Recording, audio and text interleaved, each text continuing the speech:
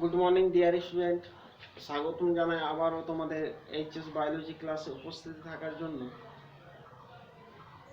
আজকে আমি যে টপিকটা নিয়ে আলোচনা করব সেটা হচ্ছে হিউম্যান রিপ্রোডাকশনের ফিমেল রিপ্রোডাক্টিভ সিস্টেম, অর্থাৎ স্ত্রী প্রজনন তন্ত্র সম্পর্কে আজকে আমি আলোচনা করব।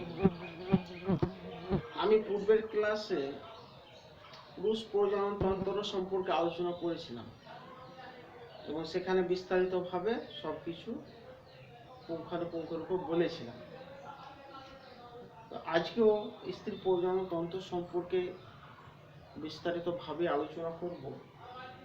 তো আলোচনা করার পূর্বে কিছু কথা বলি যে যখন হিউম্যান রিপ্রোডাকশন সম্পর্কে পড়াই তখন তোমাদের মাঝে একটা জিনিস আমি লক্ষ্য করেছি যে তোমাদের মধ্যে একটা লজ্জাবোধ, অনীহাবোধ, এই সমস্ত জিনিসগুলো আসে।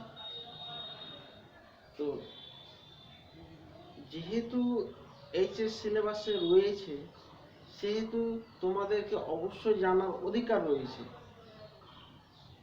এবং সেগুলো যেহেতু আমাদের বডিরও অংশ, অর্থাৎ প্রত্যেকটা অংশ কিন্তু আমাদের বডি, সেহেতু আমাদের সেগুলো জানতে হবে, তাদের কাজ সম্পর্কে জানতে হবে, তাদের উপস্থিতি সম্পর্কে জানতে হবে, নইলে একটা অপরাধের জায়গায় কিন্তু হয় আর কি, যে আমাদের বডির অংশ অথচ আমরা তার উপস্থিতি কাজ সম্পর্কে জানি না, কেমন যেন একটা দেখায়।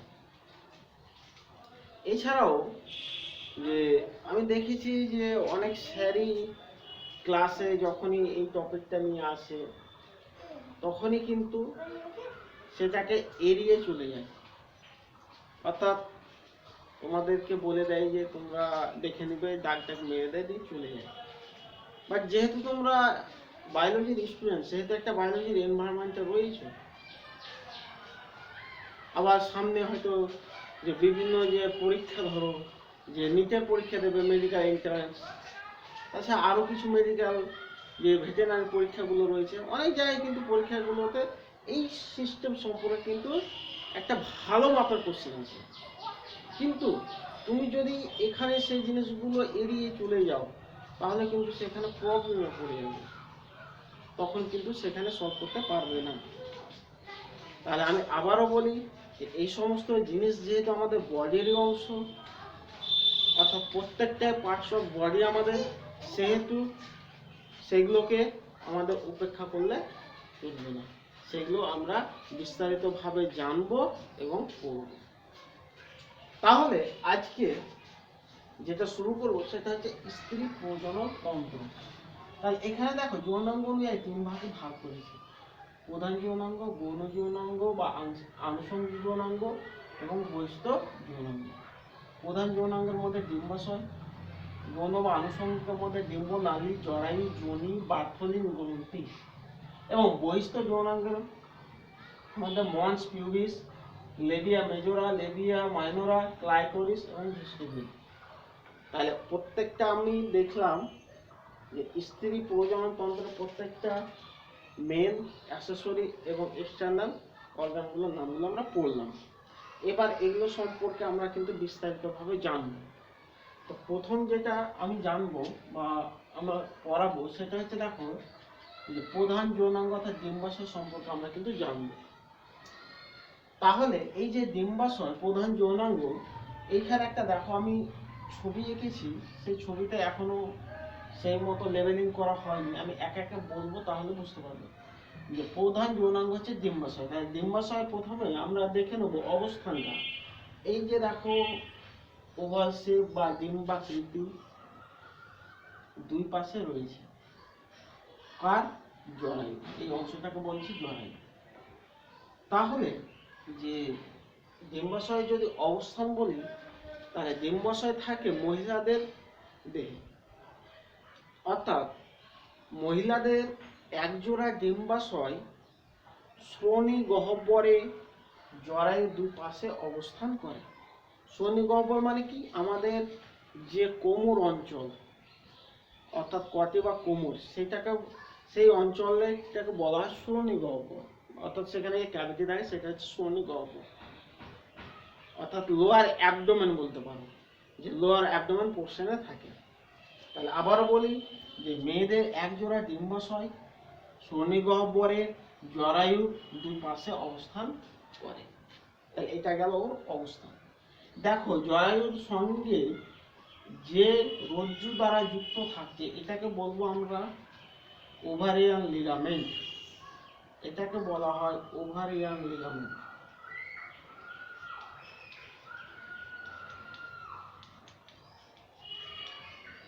Ovarian ligament.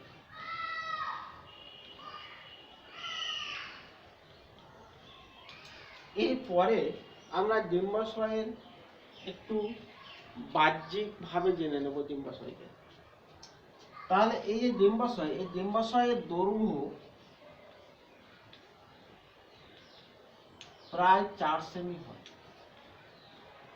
প্রস্থ প্রায় 3 সেমি হয় এবং পুরুত্ব প্রায় 2 সেমি হয়। এবং এর ওজনটাও দেখে নেব, ওজনটা প্রায় 2 থেকে 3.5 গ্রামের মতো হয়, 2 থেকে 3.5 গ্রামের মতো হয়। কিন্তু আমরা পূর্বের ক্লাসে শুক্রাশয়ের আমরা ওজন দেখেছিলাম, সেখানে প্রায় 10 থেকে 20 মধ্যে আমি বলেছিলাম, অর্থাৎ 10, 11, 12, 13, 14, 15 এত গ্রাম, অর্থাৎ এর মধ্যে কিন্তু হয়েছিল। কিন্তু সেই তুলনায় ডিম্বাশয়ের ওজন কিন্তু অনেক কম, অর্থাৎ 2 থেকে 3.5 গ্রামের মতো হয়।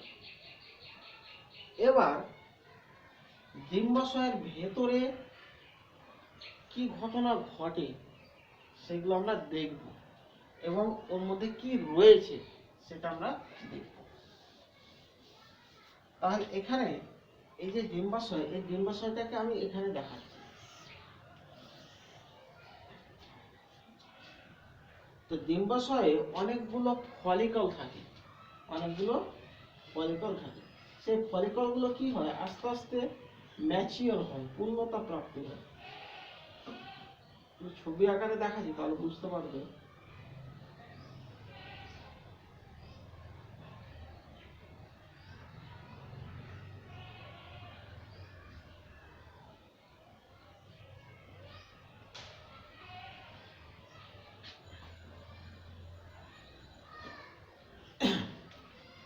এই যে দেখো, এই ডিম্বাশয়টাকে আমি এখানে রাখলাম। তাহলে এখানে দেখো যে ডিম্বাশয়টার মধ্যে অনেকগুলো কিন্তু ফলিকল থাকে ডিম্বাশয়ের মধ্যে, তার মধ্যে আমি একটা ফলিকল নিলাম। তাহলে এই ফলিকল গুলো কি হয়, আস্তে আস্তে পূর্ণতা প্রাপ্তি কিন্তু হয়। কিভাবে হয় সেটা আমি বলছি, তো একটু বলি যে এই যে ফলিকল গুলো রয়েছে, এই ফলিকল গুলো কিন্তু ম্যাচিওর হতে যে হরমোনটা কাজ করে, সেই হরমোনটা হচ্ছে FSH, ফলিকল স্টিমুলেটিং হরমোন। এই হরমোনটা কোথায় থেকে আসে, পিটুইটারি গ্ল্যান্ড থেকে। আমাদের যে প্রভুবন্ধী মাস্টার গ্ল্যান্ড, সেই পিটুইটারি গ্ল্যান্ড থেকে কিন্তু আসে। অর্থাৎ পিটুইটারি গ্ল্যান্ড থেকে FSH আসে, FSH এসে এই যে ফলিকল গুলো রয়েছে ডিম্বাশয়ের মধ্যে, সেগুলো কিন্তু পূর্ণতা প্রাপ্তি করতে সাহায্য করে। তাহলে যে যখন মেয়েরা কৈশোর থেকে বয়ঃসন্ধিকালে আসে, তখন তাদের দেহের মধ্যে যে ডিম্বাশয় রয়েছে, এই ডিম্বাশয়ের মধ্যে কিন্তু তখন এই ঘটনাগুলো ঘটে। অর্থাৎ একমাত্র বয়ঃসন্ধিকালে কিন্তু ডিম্বাশয়ের মধ্যে এক বিশেষ চেঞ্জেস দেখা যায়, বিশেষ ঘটনাগুলো ঘটে। কিন্তু তার আগে কিন্তু সেই ওভারি নিয়ে কিন্তু জন্মগ্রহণ করে, কিন্তু এই ঘটনাগুলো কিন্তু ঘটে না। অর্থাৎ মেয়েদের যে বয়ঃসন্ধিকালের স্টার্টিং প্রায় 11 থেকে 13, এই সমস্ত বয়সে কিন্তু তাদের বয়ঃসন্ধিকালটা আসে। আমরা বয়ঃসন্ধিকাল তখনই বুঝবো যখন আমরা দেখব যে মেয়েদের যখন মেনস্ট্রুয়েশন সাইকেল বা রজচক্র যখন শুরু হয়, তখন আমরা বুঝে নেব বাস সে বুঝে নেবে যে সে বয়ঃসন্ধিকালে এসেছে, এবং বয়ঃসন্ধিকালে যখনই আসবে তখনই কিন্তু এই জিনিসগুলো ঘটে। ছেলেদের যেমন বীর্যপাত হলে বোঝা যায় যে সে বয়ঃসন্ধিকালে এসেছে। তাহলে বয়ঃসন্ধিকালে একটা বিশেষ পর্যায়ে বললাম যে রজচক্র বা ঋতুচক্র, তাই তো? তাহলে এখানে একটা ঘটনা ঘটে। এই ঘটনাটা হচ্ছে যে এই যে ফলিকলগুলো রয়েছে বয়ঃসন্ধিকালে, এই ফলিকলগুলো পিটুটারি থেকে এফএসএইচ হরমোন ক্ষরণের দ্বারা এগুলো কিন্তু পরিণত হয়, এবং সেটা দেখো যে আস্তে আস্তে বড় হচ্ছে। এই যে ফলিকলগুলো কি হচ্ছে, আস্তে আস্তে বড় হচ্ছে। তাহলে এই যে ফলিকলটা বড় হলো, এর মধ্যে যে নিউক্লিয়াসটা রয়েছে, তার মানে কি একটু নিউক্লিয়াসটা রয়েছে, তার মানে কি একটু শেপটা বড় হলো, একে বলবো আমরা প্রাইমারি উসাইট।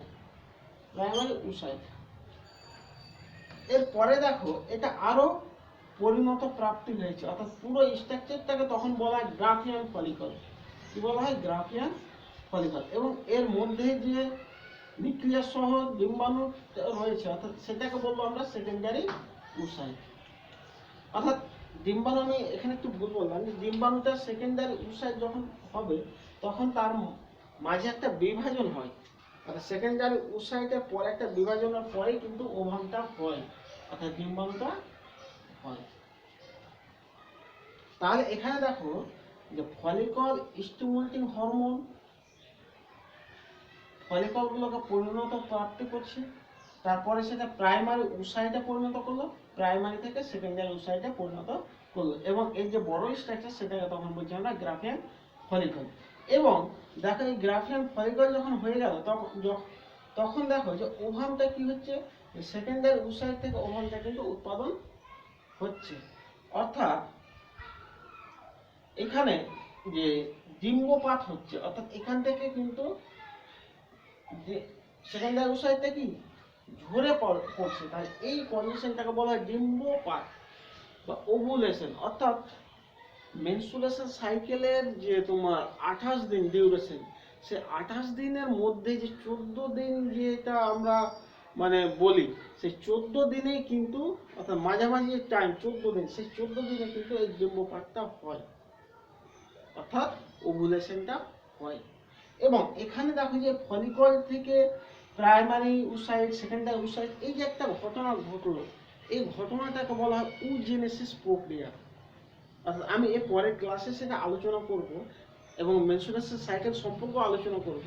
তাহলে আমরা এখানে বলছি যে এই যে ঘটনা একটা ঘটছে, যে ফলিকল থেকে প্রাইমারি উসাইট, সেকেন্ডারি উসাইট, তার এই যে তোমার তারপর ডিম্বাণু উৎপাদন, এই প্রক্রিয়াগুলোকে বলা হয় উসাইট প্রক্রিয়া।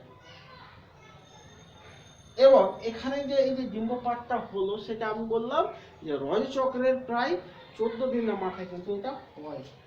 এটাকে বলা হয় যে সেকেন্ডারি উসাইট থেকে সেটা ওভামটা পড়ছে, তখন সে কন্ডিশনটাকে বলা হয় ওভুলেশন বা ডিম্বপাত। বুঝে যাচ্ছে তো? এরপরে দেখো যখন ডিম্বপাতটা হয়ে গেল, তখন গ্রাফিয়ান ফলিকলটা কি হলো, সেটা শুকিয়ে গেল, অর্থাৎ এটা কর্পাস লিউটিয়াম গঠন করলো, কর্পাস লিউটিয়াম। তার মানে কি, এখানে যখন গ্রাফিয়ান ফলিকল পরিণত হয়ে গেছে, তখন এখান থেকে একটা হরমোন নিঃসৃত হয়, সেটার নাম হচ্ছে ইস্ট্রোজেন। সেটার নাম হচ্ছে ইস্ট্রোজেন।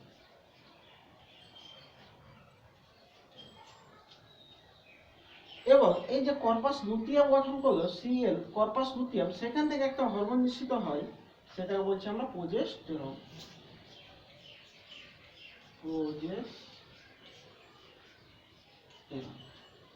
তাহলে আমরা জানি যে মেয়েদের ডিম্বাশয় থেকে দুটো যৌন হরমোন নিঃসৃত হয়, কি ইস্ট্রোজেন, প্রোজেস্টেরন। তাহলে এখানে আমি কিন্তু জিনিসটা ব্যাখ্যা করলাম যে ইস্ট্রোজেন নিঃসৃত হয় গ্রাফিয়ান ফলিকল থেকে, এবং প্রোজেস্টেরন নিঃসরণ হয় কর্পাস লুটিয়াম থেকে। তাহলে এখানে এই জিনিসটা ক্লিয়ার হয়ে গেল। তাহলে এখানে কিন্তু এই ডিম্বাশয়ের মধ্যে বয়ঃসন্ধিকালে এই ঘটনাগুলো ঘটে।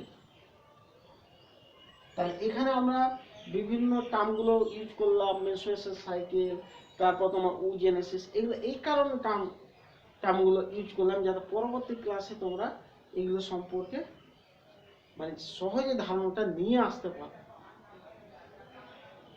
বুঝে গেল তো? এরপরে কিন্তু এবার দেখো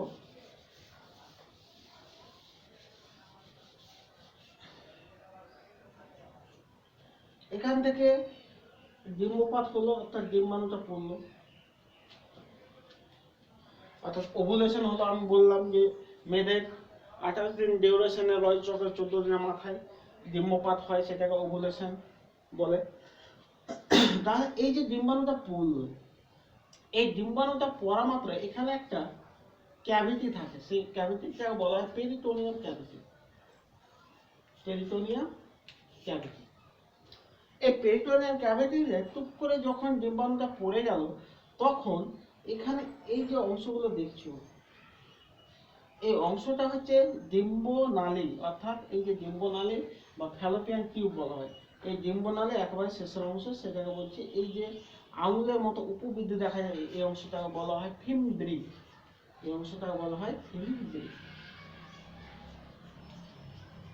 তাহলে যখন পেরিটোনিয়াম ক্যাভিটিতে ডিম্বাণুটা পড়ে, তখন ডিম্বাণুটাকে এ কিন্তু গ্রহণ করে, রিসেপ্টর, ও কিন্তু গ্রহণ করে।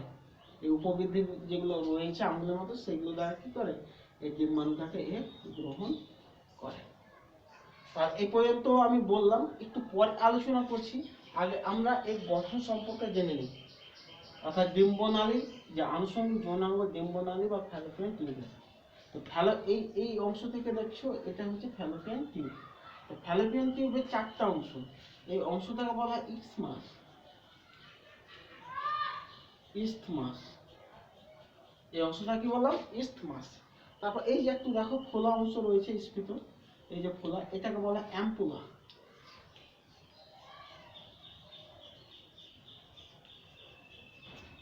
তারপরে এই যে দেখো সয়েড অংশ, সেটাকে বলছি আমরা ইনফান্ডিবুলাম।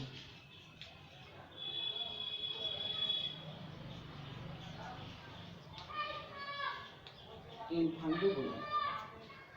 তারপরে এই যে নিচের অংশ, সেটা বলছি আমরা ফিমব্রি, অর্থাৎ এটাকে বলা হয় ইউটেরাইনের অংশ। ইউটেরাইন, তোমাদের বই দেখবে হয়তো ইউটেরাইন লেখা আছে, ইউটেরাইনের অংশ, সেই অংশে ফিমব্রিটা থাকে। আর এটা হচ্ছে ফ্যালোপিয়ান টিউব বা ডিম্বনালীর বিভিন্ন অংশের নাম বললাম, বা গঠন গঠন এখনো বলিনি, সেই নামগুলো বললাম। এবার দেখো যে এটা হচ্ছে একটা সেকেন্ডারি বা অ্যাক্সেসরি যেহেতু অর্গান, সেহেতু এখানে দেখো যে ডিম্বাশয় থেকে যখন ডিম্বাণুটা পড়েছে, অর্থাৎ ডিম্বপাত হয়েছে, তখন কি হয়েছে, তখন এই যে ফিমব্রি, এই ফিমব্রি কিন্তু ডিম্বাণুটাকে গ্রহণ করেছে। এই ডিম্বাণুটা গ্রহণ করার ফলে কি হয়, এই ডিম্বাণুটা এই রাস্তা পথে গিয়ে কোথায় অবস্থান করে, অ্যাম্পুলাতে অবস্থান করে। এই জায়গায়, এই জায়গায় ও কিন্তু অবস্থান করবে। কতক্ষণের জন্য, প্রায় 36 আওয়ার, 36 ঘন্টার জন্য কিন্তু এখানে ওয়েট করে। এবার যখন এই 36 ঘন্টার জন্য ওয়েট করে, কার জন্য, কার জন্য, স্পার্মের জন্য। স্পার্ম, অর্থাৎ এই যে স্পার্ম, সেই স্পার্মের জন্য কিন্তু ওয়েট করে। স্পার্মের কিন্তু যে অ্যাক্টিভিটি কাল, সেটা কিন্তু তোমার 48 ঘন্টা। যদিও জীবিত থাকে 72 ঘন্টা, তবুও ও কিন্তু অ্যাক্টিভিটি, অর্থাৎ সক্রিয় অবস্থায় থাকে কিন্তু 48 ঘন্টা। আর ডিম্বাণু শুক্রাণুর জন্য বা স্পার্মের জন্য ওয়েট করে কিন্তু 36 ঘন্টা। এবার তো এখানে দেখো যে যদি কোনো মেয়ের বিয়ে হয়ে যায় বা বিবাহিত মেয়ে, তখন কি হয়, যে এখানে যেহেতু নিষেধটা ঘটছে, অর্থাৎ শুক্রাণু এবং ডিম্বাণুর মিলনটা কিন্তু অ্যাম্পুলাতে নিষেধটা হয়। ডিম্বাণুর মিলনটা কোথায় হচ্ছে, অ্যাম্পুলাতে। অর্থাৎ নিষিদ্ধ কোথায় হবে, অ্যাম্পুলাতে। তোমাদের কোশ্চেন করে শুক্রাণু ডিম্বাণুর মিলন ফ্যালোপিয়ান টিউবের কোথায় অংশ, কোন অংশ হয়, তখন তোমরা বলবে অ্যাম্পুলা। তাহলে অ্যাম্পুলাতে কিন্তু ফার্টিলাইজেশনটা হয়। তাহলে তো ধরো যে কোনো বিবাহিত মেয়ে, ধরো তার সঙ্গে যৌন মিলন হয়েছে বা সঙ্গম হয়েছে, তখন কি হয়, তখন তার এই যে এটাকে বলছি আমরা যোনি বা ভ্যাজাইনা, এই যোনি বেয়ে কি হয়, এই যোনি বেয়ে পুরুষ যে বীর্য ত্যাগ করে সেখানে যে স্পার্ম থাকে, সেই স্পার্মটা কি হয় এই পথে গিয়ে কোথায় মিলন হয়, অ্যাম্পুলাতে মিলন হয়। এবার যখন অ্যাম্পুলাতে মিলন হচ্ছে তখন এখানে কিন্তু কি হয়, যে এখানে নিষেক হওয়ার ফলে কি হয়, এখানে কিন্তু দুটো কোষ তৈরি করে, দুটো থেকে চারটা, চারটা থেকে আটটা, অর্থাৎ এগুলো কি, এগুলো ফরমেশন, জাইগোট, মরুলা, ব্লাস্টুলা, গ্যাস্টুলা, এই যে ফরমেশন, তাহলে যখন দুটো জাইগোট, তারপর এই যে আটটা কোষ বিশিষ্ট মরুলা, তার মানে কি এখানে কন্ডিশনটা কি হচ্ছে মরুলা, তারপরে এখানে এই যে তোমার মরুলা কন্ডিশন গুলো রয়েছে, তারপর ব্লাস্টুলা গঠন করবে, তারপর এখানে ব্লাস্টোসিস হিসাবে কি করবে, এখানে একস্তর বিশিষ্ট কোষ যে ব্লাস্টোসিস, সেটা কিন্তু এখানে অবস্থান করবে। এই অবস্থান করবে কোথায়, জরায়ুর এন্ডোমেট্রিয়াম গাত্রে। এখানে তিনটে লেয়ার থাকে, এখানে কয়টা লেয়ার থাকে, তিনটে। আমি একটু পরে বলছি, যে এই সম্পর্কে বলছি, যে একেবারে ভেতরেরটাকে বলা হয় এন্ডোমেট্রিয়াম, এটাকে মায়োমেট্রিয়াম, এবং বাইরের যে পর্দা সেটাকে বলছি আমরা পেরিমেট্রিয়াম। তাহলে এখানে আবারও বলি, যখন কোনো বিবাহিত মেয়ের সঙ্গমকাল হয় তখন তার যে তার যোনির মধ্য দিয়ে যাওয়া যে শুক্রাণু, সেই শুক্রাণুটা কি হয়, ডিম্বাণুর সঙ্গে নিষিক্ত হয় অ্যাম্পুলাতে নিষিক্ত হওয়ার পরে সেটা জাইগোট, মরুলা, ব্লাস্টুলা, তারপরে ব্লাস্টুলার পরে যে ব্লাস্টোসিস একস্তর কোষ বিশিষ্ট অংশগ্রহণ করছে, সেই ব্লাস্টোসিসটা জরায়ুর এন্ডোমেট্রিয়াম স্তরে ইমপ্লান্টেশন হয়, অর্থাৎ রোপণ হয়। যখন রোপণ হবে তখন এর কিন্তু আস্তে আস্তে বৃদ্ধিটা হতে থাকবে, অর্থাৎ বৃদ্ধি যখন হতে থাকবে তখন কি হবে, এখানে প্লাসেন্টা গঠন করবে, প্লাসেন্টা গঠন করলে তখন একটা পরিণত শিশুতে রূপান্তরিত হবে। সেই সময়কালটা প্রায় 9 মাস 10 দিন লাগে। বোঝা গেল তো ব্যাপারটা? তাহলে এখানে এবার অবিবাহিত মেয়ের ক্ষেত্রে বলি, অবিবাহিত মেয়ের ক্ষেত্রে কি হয়, যে এখানে যেহেতু ওদের সঙ্গমকালের কোনো ব্যাপার নেই, সেহেতু কি হয়, স্পার্ম এখানে যাওয়ার কোনো প্রশ্ন আসে না। এখানে কি হয়, যে অবিবাহিতদের ক্ষেত্রে এই অংশে যে ডিম্বাণুটা রয়েছে, অর্থাৎ অ্যাম্পুলাতে যে ডিম্বাণুটা রয়েছে, সেই ডিম্বাণুটি 36 ঘন্টা ওয়েট করে কার জন্য, শুক্রাণু এলো না, তখন এ কি করে, এ তখন ইসমাস বেয়ে কি হয়, এখানে রোপণ হয়, অর্থাৎ এন্ডোমেট্রিয়াম গাত্রে চলে আসে। এবার এই ডিম্বাণুটার কন্ডিশন কি হয়, এখানে একটু দেখা তাহলে বুঝতে পারবে। এখানে তিনটে ধমনী থাকে, সরি দুটো ধমনী থাকে, তিনটে লেয়ার, দুটো ধমনী। তাই এটা ধরো ধমনী,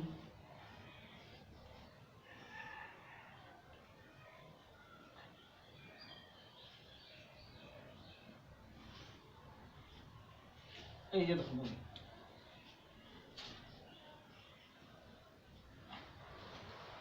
এবং তিনটে লেয়ারের নাম আমি বললাম। একেবারে ভেতরের লেয়ারটাকে বলছি আমরা এন্ডোমেট্রিয়াম, মধ্যেরটাকে বলছি মায়োমেট্রিয়াম, এবং ভেতরটাকে বলছি পেরিমেট্রিয়াম। এবার দেখো তোমরা, এখানে আমি একটা ধমনী এঁকেছি, এই ধমনীটা অ্যাকচুয়ালি দুটো দিক থেকে আসে, একটা হচ্ছে ওভারি থেকে এবং একটা হচ্ছে ইউটেরাস থেকে, অর্থাৎ একটা হচ্ছে ডিম্বাশয় থেকে, একটা হচ্ছে জরায়ু থেকে। জরায়ু থেকে যেটা আসে সেটাকে বলা হয় ইউটেরাইন ওভারি, আর ওভারি থেকে যেটা আসে সেটা বলা ওভারিয়ান ধমনী। তো এই যে ওভারিয়ান ধমনীগুলো রয়েছে, সেই ওভারিয়ান ধমনীগুলো দেখো, বা ইউটেরাইন ধমনীগুলো, সেগুলো কি হয়, এগুলো প্রাচীর ভেদ করে কোথায় আসে, মায়োমেট্রিয়াম এন্ডোমেট্রিয়ামে একটু ঢুকে যায়, একেবারে স্পাইরাল যেমন তোমাদের খাতা হয় সেই রকম স্পাইরাল যেমন খাতা বড়, অর্থাৎ এইরকম শেপে কিন্তু এগুলো কি করে, গঠন করে, অর্থাৎ অনেকগুলো আর্টেরিয়াল গঠন করে, অর্থাৎ রক্তকোষিক জালিকা। তাহলে এই যে ধমনীগুলো, এই যে স্পাইরাল আকৃতির যে গঠনটা তৈরি করেছে, এর মধ্যে অনেকগুলো কিন্তু রক্তবাহ থাকে, তো রক্তবাহ এর মধ্যে প্রচুর পরিমাণে থাকে এবং সেগুলো কি এন্ডোমেটেরিয়াম এবং পেরিমেটেরিয়াম স্তর ভেদ করে কিন্তু ভেতরে ঢুকে যায় কার জরায়ুর গাত্রে। এবার জরায়ুর গাত্রে যখন ঢুকে যাবে তখন কি হয়, তখন এই যে তোমার আমি নিয়েছি ওভামটা অর্থাৎ ডিম্বাণুটা কোথায় জরায়ুর গাত্রে রয়েছে, তখন কি হয় যেহেতু এটা অবিবাহিত মেয়েদের ক্ষেত্রে হয় সেহেতু যে মেয়েদের যে রজচক্র অর্থাৎ মেনস্ট্রুয়েশন সাইকেল তার যে মেন্স পিরিয়ড 4 থেকে 5 দিন সময় হয় তখন কিন্তু রক্তপাত ঘটে। রক্তপাতটা কেন হয়, এই যে রক্তবাহুগুলোর মধ্যে রক্ত থাকে সেই রক্তগুলো কি হয় রক্তবাহুগুলো ধ্বংস হয়ে যায় এবং ধ্বংস হয়ে গেলে কি হয় যে এই যে তোমার এন্ডোমেটেরিয়াম মায়োমেটেরিয়াম এই স্তরগুলো কিন্তু তার সাথে কি হয় ধ্বংস হয়ে যায়। এই ধ্বংস হয়ে গেলে কি হয় এই ডিম্বাণু সহ কিন্তু সেটা কি করে যে তোমার ইউটেরাস থেকে যোনি পথে বেরিয়ে দেহের বাইরে বেরিয়ে আসে, তখনই কিন্তু রক্তপাতটা হয়। অর্থাৎ তখনই কিন্তু এই স্তরটা তখন আবার কি হয় সরু হয়ে যায়, অর্থাৎ পুরুত্ব থেকে সরু হয়ে যায়। তো এই যে পুরুত্ব থেকে সরু হয়ে যাচ্ছে এই সমস্ত জিনিসগুলো জানার জন্য আমাদেরকে যে মেনস্ট্রুয়েশন সাইকেল সেটা সম্পর্কে কিন্তু জানতে হবে। তো যাই হোক আমি এর পরবর্তী যখন ক্লাস হবে তখন যখন আমি মেনস্ট্রুয়েশন সাইকেল নিয়ে আলোচনা করব তখন কিন্তু এই জিনিসটা বলবো। তো এখন এইটুকু জেনে রাখো যে এই কারণে কিন্তু কি হয় যে ডিম্বাণু সহ সেটা বাইরে বেরিয়ে আসে।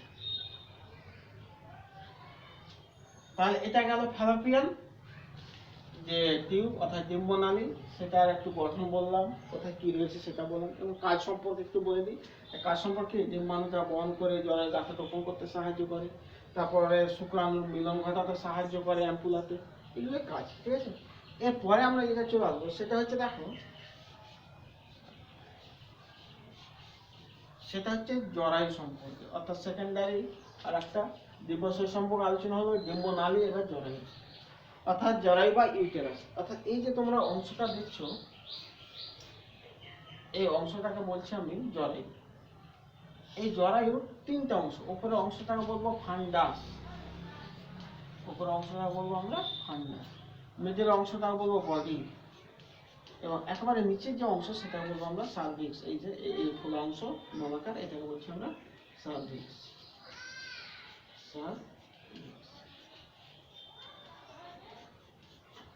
তাহলে আমরা জরায়ু তিনটা অংশ পেলাম, উপরের ফুল অংশ সেটা হচ্ছে ফান্ডাস, একটা বডি এবং নিচের অংশটাকে বলছি আমরা সার্ভিক্স। অর্থাৎ জরায়ুটা দেখতে কেমন নাশপাতি আকৃত, নাশপাতি যে বলা হয় সেই নাশপাতি আকৃতির কিন্তু জরায়ুটা দেখতে হয়। তাহলে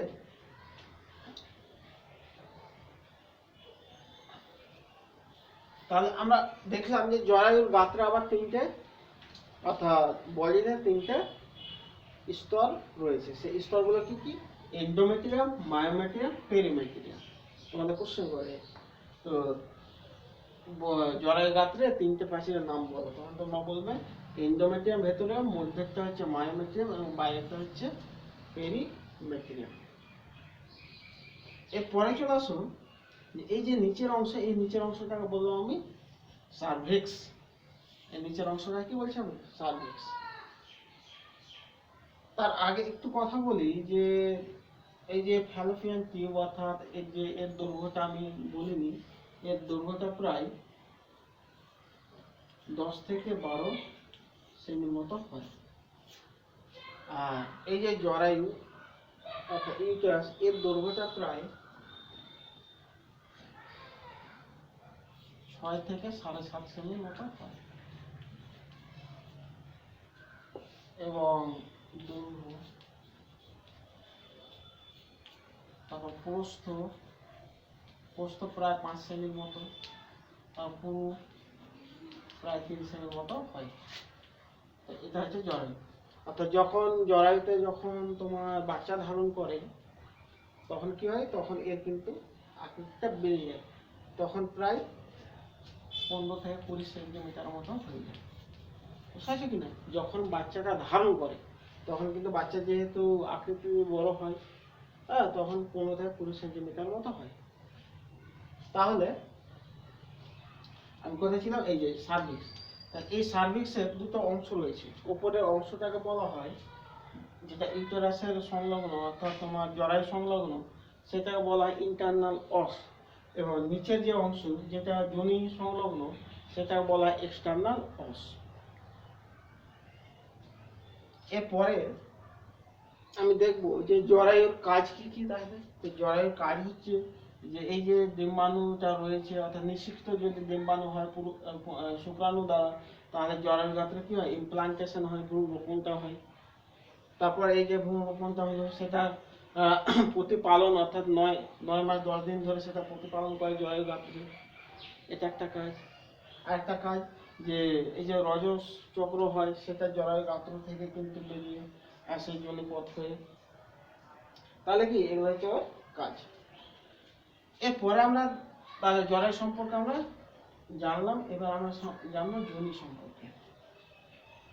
তো এই দেখো যে সার্ভিক্সের নিচের অংশে, এই অংশটাকে বলছি আমরা যোনি বা ভ্যাজাইনা। যোনি বা ভ্যাজাইনা। এই যোনির নিচের যে অংশটা দেখছো, এই যে নিচের অংশ, এই নিচের অংশটা যে ছিদ্র থাকে, এই ছিদ্রটাকে বলা হয় যোনি ছিদ্র। এই ছিদ্রটাকে বলা হয় যোনি ছিদ্র। এবং এখানে একটা পর্দা থাকে, এই পর্দাটাকে বলা হয় হাইমেন পর্দা। অর্থাৎ যোনি ছিদ্রকে কেন্দ্র করে যে পর্দা হয়, সেটা বলছি আমরা হাইমেন পর্দা। এবং এর দৈর্ঘ্য প্রায়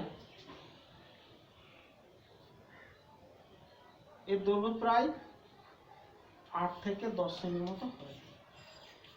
8 থেকে 10 সেমি মতো হয়। তো এখানে আমি একটা পর্দার কথা বললাম যে হাইমেন পর্দা। এই হাইমেন পর্দাটা কি অ্যাকচুয়ালি, যে পূর্বে কিন্তু এই পর্দার ওপর ভিত্তি করে কিন্তু আদিমকালে মেয়েদের যে ভার্জিনিটি, সেটা কিন্তু মানে সংকেত দিত আর কি, সিম্বল হিসাবে ব্যবহার করতো। যে মেয়েরা যে ভার্জিনিটি রয়েছে, অর্থাৎ পুরো যে একদম সতেজ, মানে ওর যৌবন একেবারে রয়েছে সতেজ একেবারে, সেইটা মানে বিচার করতো এই হাইমেন পর্দা দিয়ে। তো বর্তমান কালে, আধুনিক কালে সেগুলো কোনো কিছু ব্যাপার নেই, মনে হয়। যেহেতু মেয়েরা বিভিন্ন অ্যাক্টিভিটিতে যুক্ত থাকে, ধরো একাডেমিতে, হ্যাঁ, অনেকে সাইকেল, মানে বিভিন্ন যে কাজ, সেই কাজগুলোর মাধ্যমে কিন্তু এই হাইমেন পর্দাটা একটা ফেটে যায় বা ছিঁড়ে যায়। হ্যাঁ, সুতরাং সেটা কোনো ব্যাপার নেই। হ্যাঁ, আদিমকালে সেটা মানা হতো, কিন্তু এখন সেই জিনিসগুলো, এখন যেহেতু আধুনিক কাল, ওইসব জিনিস কোনো ভ্যালি করে না আর কি। এটা হচ্ছে হাইমেন পর্দা। ঠিক আছে। এরপরে যেটা নিয়ে আলোচনা করবো, সেটা হচ্ছে বার্থলিন গ্রন্থি। আচ্ছা, বার্থলিন গ্রন্থিটা আমি একটু পরে করছি। হ্যাঁ, তারপরে আগে বৈশিষ্ট্যগুলো জানাই, তাহলে সেখানে কিন্তু বার্থলিন গ্রন্থিটা আমরা পেয়ে যাব। তাহলে যোনির কাজটা বলে দিই। যোনির কাজটা কি করে, যে শুক্রাণুকে ডিম্বাণু কাছে নিয়ে যেতে সাহায্য করে। এছাড়া যে রজো চক্র হয়, রজো চক্রে যে মেন্স হয়, সেই মেন্সটা কী হয়, যোনি পথে বাইরে বেরিয়ে আসে। আর একটু বলি যে ইউটেরাস, এই যে ইউটেরাস অর্থাৎ জরায়ু, জরায়ুর এটা যদি আমি একটু দেখাই তাহলে বুঝতে পারবেন।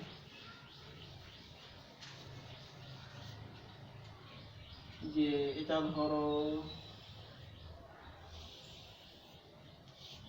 জরায়ুর অবস্থানটা আমি একটু বলছি। এটা ধরো ব্লাডার,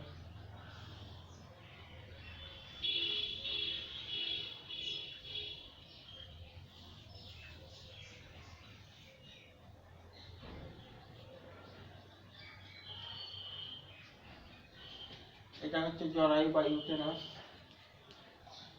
আর এটা হচ্ছে মলাশয় বা রেকটাম।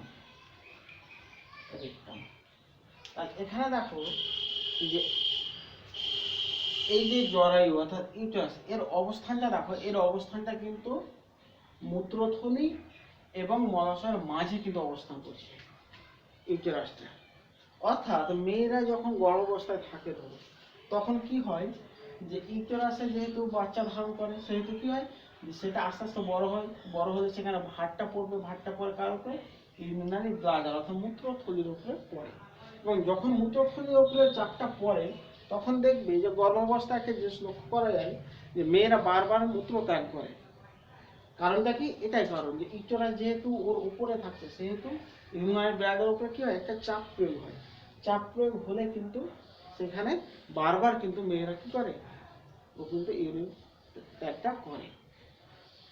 আর একটা ব্যাপার যে এখানে দেখো যে মূত্র যে নালী, তার যে ছিদ্র এবং যে জরায়ুর ছিদ্র, সেটা কিন্তু আলাদা। অর্থাৎ মূত্রনালী এবং জনননালী কিন্তু ওদের কিন্তু আলাদা।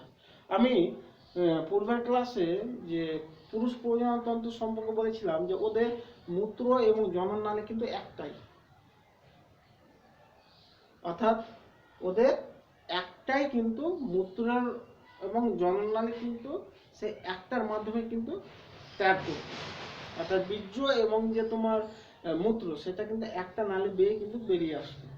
কিন্তু এই ক্ষেত্রে মেয়েদের ক্ষেত্রে দেখো যে দুটো কিন্তু আলাদা ট্রাক্ট, অর্থাৎ ইউরিনারি ব্লাডার আলাদা ট্রাক্ট, ইউটেরাসের আলাদা ট্রাক্ট। তাহলে মেয়েদের ক্ষেত্রে কিন্তু একটু ডিফারেন্ট, অর্থাৎ আলাদা আলাদা থাকে। বুঝা গেল? এরপরে আমি যেটা আলোচনা করবো বললাম যে বহিস্থ যৌনাঙ্গগুলো। আচ্ছা, এখানে ছবিটা মুছে দিই।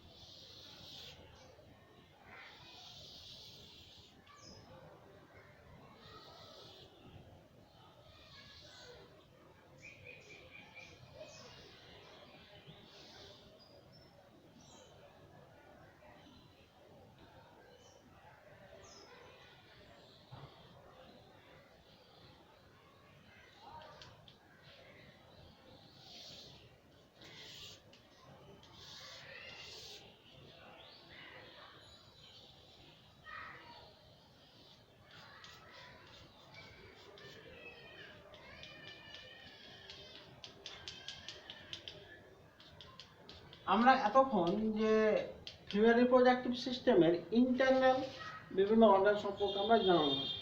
এবার আমরা দেখব যে এক্সটার্নাল, অর্থাৎ বাহ্যিক দিক দিয়ে কি কি রয়েছে এবং সেগুলোর নামগুলো জানব এবং সেগুলোর অবস্থানটা জানব। তো প্রথমে দেখো, এই যে আমি বহিস্থ বলেছি যে মন্স পিউবিস, মন্স পিউবিস হচ্ছে এই অংশটা, এই অংশটাকে বলা হয় মন্স পিউবিস।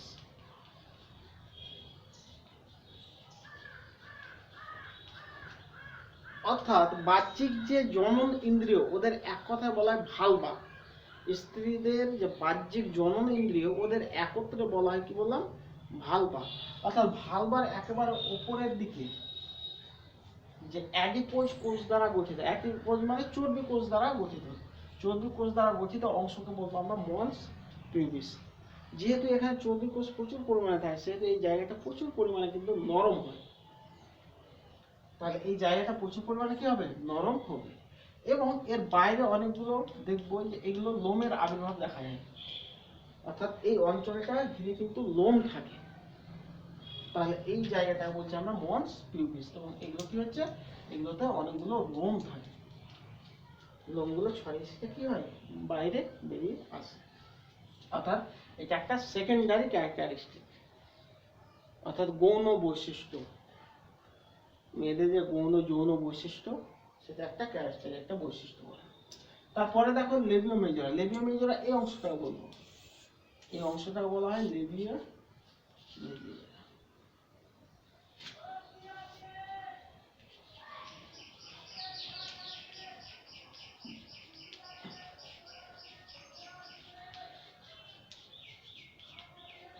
লেবিও মেজরা কি? লেবিও মেজরা হচ্ছে যে ভালবাকে বেষ্টন করে রেখেছে, অর্থাৎ ভালবাকে দুই পাশ ধরে বেষ্টন করে রেখেছে যে পুরু চামড়ার স্তর, সেটাকে বলবো আমরা লেবিয়া মেজরা। অর্থাৎ পুরু এখানে চামড়ার স্তর থাকে, এটাও প্রায় মাংসল এবং নরম হয় এই অংশটা, এটা হচ্ছে লেবিয়া মেজরা। এরপরে দেখো লেবিয়া মাইনরা, অর্থাৎ এই অংশটা লেবিয়া মাইনরা। তার মানে কি, যে লেবিয়া মেজরার যে অন্তর্বর্তী চামড়া ভাঁজ হয়ে যে অপেক্ষাকৃত পুরু অংশ, সে অপেক্ষাকৃত সরু অর্থাৎ পাতলা, সে পাতলা চামড়া দ্বারা বেষ্টিত আবরণকে বলবো আমরা লেবিয়া মাইনরা। এটা বললাম পুরু, এটা হচ্ছে পাতলা। তাহলে লেবিয়া মেজরার ভেতরের দিকে যে পাতলা চামড়া ভাঁজ হয়ে যে অংশ কথা বলছে সেটা বলছে আমরা লেবিয়া মাইনরা। এরপরে দেখো ক্লাইটোরিস। ক্লাইটোরিস হচ্ছে এই যে উঁচু অংশ, অর্থাৎ লেবিয়া মাইনরার ঊর্ধ্ব অংশে এবং লেবিয়া মেজরার নিম্নাংশে অর্থাৎ মধ্যবর্তী স্থানে যে ক্ষুদ্র পেশিময় মাংসল অংশ থাকে সেটাকে বলছি আমরা ক্লাইটোরিস। সেটা বলছি আমরা ক্লাইটোরিস।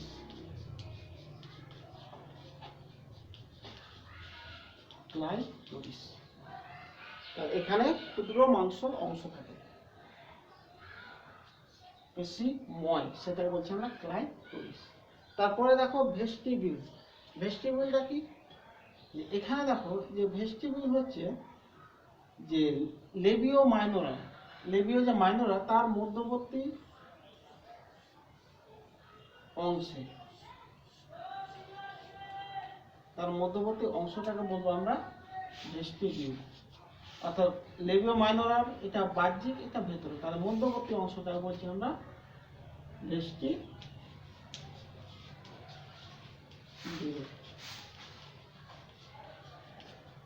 তাহলে লেবিও মাইনরার দুটো যে চামড়ার অংশ সেই মধ্যবর্তী অংশটা বলছি আমরা ভেস্টিবিউল।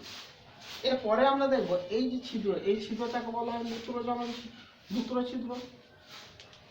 মূত্রছিদ্র এটা। আর এই অংশটাকে বলবো আমরা জননছিদ্র, সরি যোনিছিদ্র বলে, যোনিছিদ্র।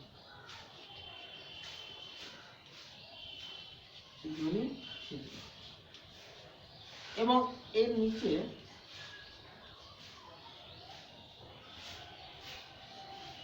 একটা ছিদ্র রয়েছে, এটা হচ্ছে পায়ু ছিদ্র। এবং এই যে চামড়া যে সেটা কানেক্টেড করছে সেটাকে বলা হয় পেরিনিয়াম।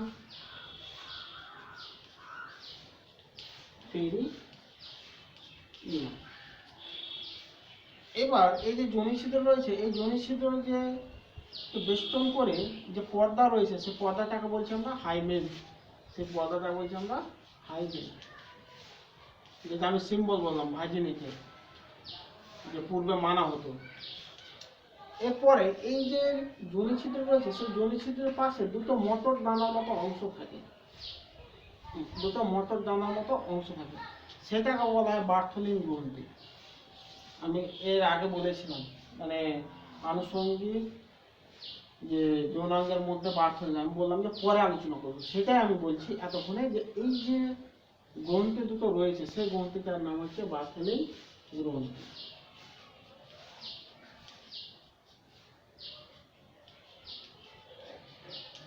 অর্থাৎ যে যোনিছিদ্র রয়েছে তার যোনিছিদ্রের দুই পাশে যে মটর দানার মতো অংশ থাকে সেটাকে বলবো আমরা বার্থলিন গ্রন্থি। এই গ্রন্থিটার কাজ কি? গ্রন্থি মানে জানি আমরা ক্ষরণ করে। এই গ্রন্থিটার কাজ হচ্ছে যে মিউকাস প্রচুর পরিমাণে ক্ষরণ করে, অর্থাৎ সঙ্গমকালে কি হয় যে মিউকাস প্রচুর পরিমাণে ক্ষরণ করে কিন্তু যোনিপথকে পিচ্ছিল রাখে। এটা হচ্ছে এর বিশেষ কাজ বার্থলিন গ্রন্থি।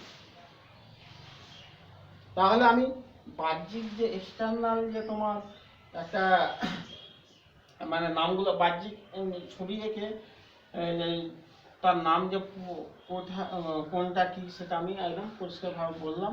এগুলো ভালোভাবে দেখবে এবং পড়বে এবং এগুলোর মধ্যে কোনো অনীহা বা লজ্জাবোধ আনবে না, ঠিক আছে? এগুলো যেহেতু আমাদের বডির পার্টস, আমাদের বডির অংশ, সেহেতু এগুলো জানতে হবে কোথায় কি রয়েছে, কোনটা কি নাম, সেই নামগুলো অবশ্যই জানতে হবে। এছাড়া আর একটা গৌণ যে যৌনাঙ্গ যে মেয়েদের যে স্তন গ্রন্থি থাকে সেই স্তন গ্রন্থিকেও গৌণ যৌনাঙ্গ বলা হয়। পুরুষদের ক্ষেত্রে স্তন গ্রন্থিটা কি হয় যে ছোট থাকে এবং নিষ্ক্রিয় অবস্থায় থাকে, কিন্তু মেয়েদের যে স্তন গ্রন্থি সেই স্তন গ্রন্থিটা ডেভেলপমেন্ট হবে কিন্তু বয়ঃসন্ধিকাল আসার সময়, অর্থাৎ বয়ঃসন্ধিকাল যখন চলে এলো তখনই কিন্তু ওদের স্তন গ্রন্থিটা আস্তে আস্তে বাড়তে থাকে। এটা কিন্তু একটা গৌণ যৌনাঙ্গ কিন্তু মেয়েদের। তো কেন বাড়ে? সেখানে এই যে হরমোনগুলো ইস্ট্রোজেন, প্রোজেস্টেরন বললাম, সেই যৌন হরমোনগুলো ক্ষরণের ফলে কি হয়, এই স্তন গ্রন্থিটা কিন্তু বাড়ে। তবে স্তন গ্রন্থিতে যদি দেখা যায় তাহলে বোঝা যাবে যে স্তন গ্রন্থিতে যে অনেকগুলো কিন্তু যেহেতু নরম, সেহেতু সেখানে অনেক ফ্যাট কোষ থাকে, প্রচুর পরিমাণে অ্যাডিপোজ সেটগুলো থাকে। এছাড়া সেখানে ফাইব্রাস গ্রন্থিগুলো থাকে, তারপর তোমার অ্যাডিপোজ যে গ্রন্থি সেগুলোও থাকে। তারপরে তোমার যে যে চর্বি কোষ, সেটা তো বললামই, সেগুলো তো রয়েছে। তারপরে তোমার গ্রন্থিময় যেগুলো রয়েছে সেগুলো রয়েছে।